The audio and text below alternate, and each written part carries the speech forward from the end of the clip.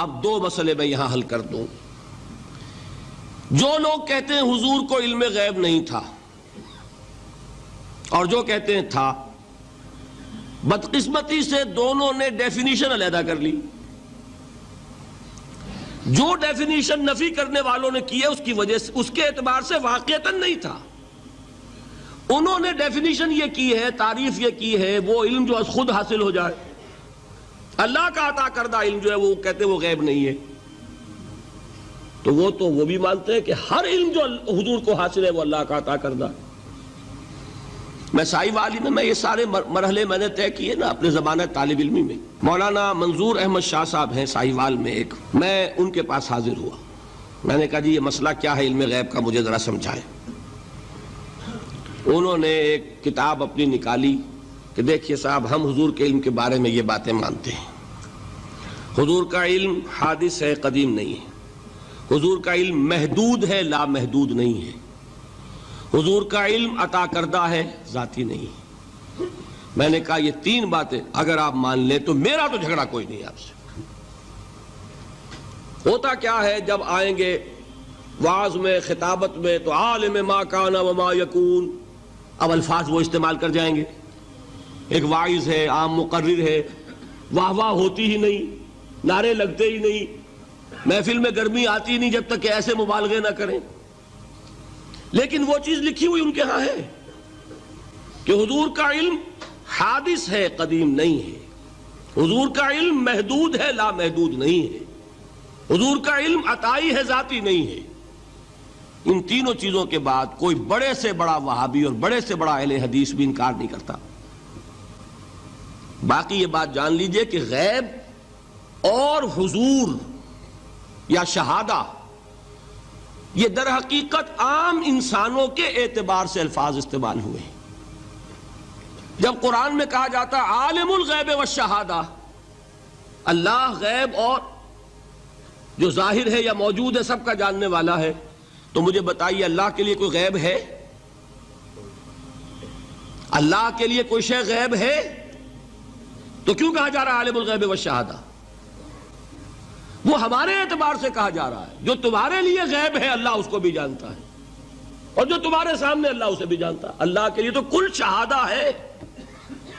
کسی شے کا لا یعزب عنہ مثقال ذرۃ فی السماوات والارض، آسمانوں اور زمین کا ایک ذرہ بھی اس سے غائب نہیں ہوتا. غیب کا وجود کیا اللہ کے لیے؟ تو یہ الفاظ مستعمل ہے ریلیٹو ہمارے اعتبار سے، اور ہمارے اعتبار سے جو شے غیب ہے اس میں سے ایک حصہ اللہ دیتا ہے نبی کو، تبھی تو نبی بنا. فرشتے کو دیکھا، فرشتہ ہمارے لیے غیب ہے. جنت دکھائی کہ نہیں دکھائی، ہمارے لیے غیب ہے کہ نہیں ہے. دوزخ کا مشاہدہ کرایا کہ نہیں کرایا، ہمارے لیے وہ غیب ہے کہ نہیں ہے. جو چیزیں ہمارے لیے غیب ہیں انہی کے پردے اللہ کچھ اٹھاتا ہے. کل غیب نہیں.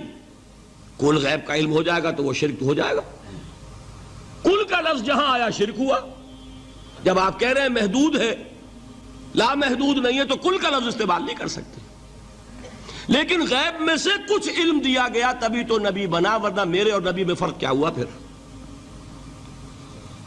البتہ یہ کہ وہ غیب کا علم ہو یا حاضر کا علم ہو، سائنٹیفک نالج ہو یا وحی کا علم ہو، کوئی بھی علم ہو، آیت الکرسی کے الفاظ نوٹ کیجئے، یعلم ما فی السماوات وما فی الارض، وہ جانتا ہے.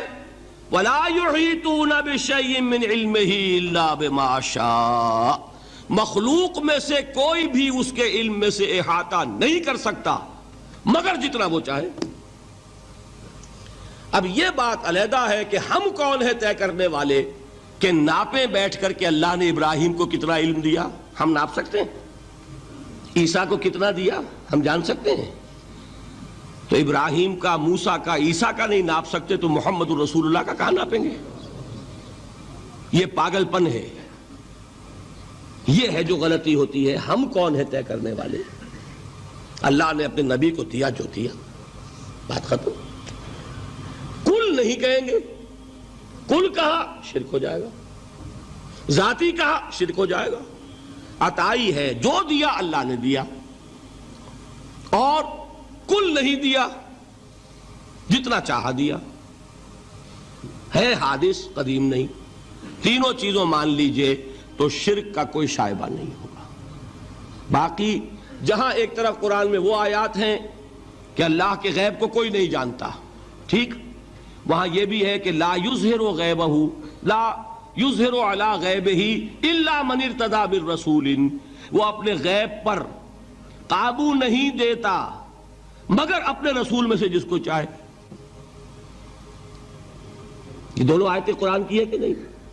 اسی لیے در حقیقت جو غیب کی نفی کرتے ہیں حضور سے، وہ کہتے ہیں کہ از خود معلوم ہونے والی شے غیب ہے۔ ہم کہتے ہیں از خود تو کوئی بھی شے کسی کو معلوم نہیں، ہمیں حاضر کا علم بھی اللہ ہی دیتا ہے تو ہوتا ہے، غیب کا تو بہت دور کی بات ہے۔ یہ مسئلے بڑے سیدھے ہیں، خام خواہ ہم نے پیچیدہ بنایا ہوا ہے۔ خدا کے لیے ان مسئلوں کو سلجھائیے اور جوڑیے، کاٹنے کی بجائے جوڑنے کی فکر کیجیے کہ بھائی یہ اپنی اپنی جگہ پر علیحدہ علیحدہ تم نے تعریفیں کر رکھی ہیں اس لیے جھگڑ رہے ہو، ورنہ دونوں باتیں صحیح ہیں۔